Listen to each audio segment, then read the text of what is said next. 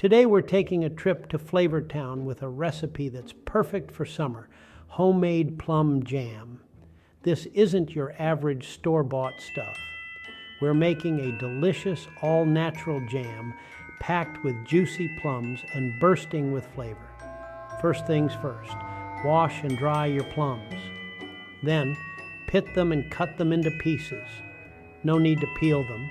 The skins add a beautiful color and natural pectin, which helps the jam thicken up.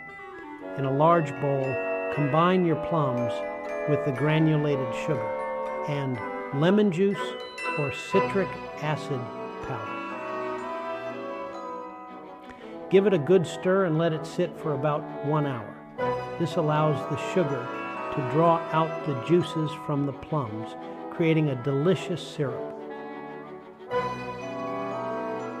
Once the sugar has dissolved and the plums are nice and juicy, add the water, place in a cooking pan, and turn the heat on medium and bring the mixture to a boil.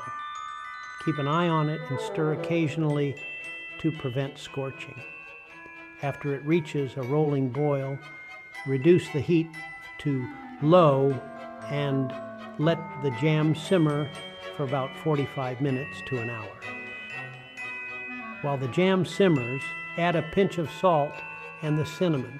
The cinnamon adds a warm touch to the jam. The jam is ready when it thickens up and reaches a spreadable consistency. You can test this by placing a small spoonful on a chilled plate. If the jam wrinkles when you push it with your finger, it's done. For those who want to preserve this deliciousness, you can definitely can this jam using proper sterilization techniques. But for a quick and easy option, storing it in sterilized jars in the refrigerator will keep it fresh for up to 2 weeks.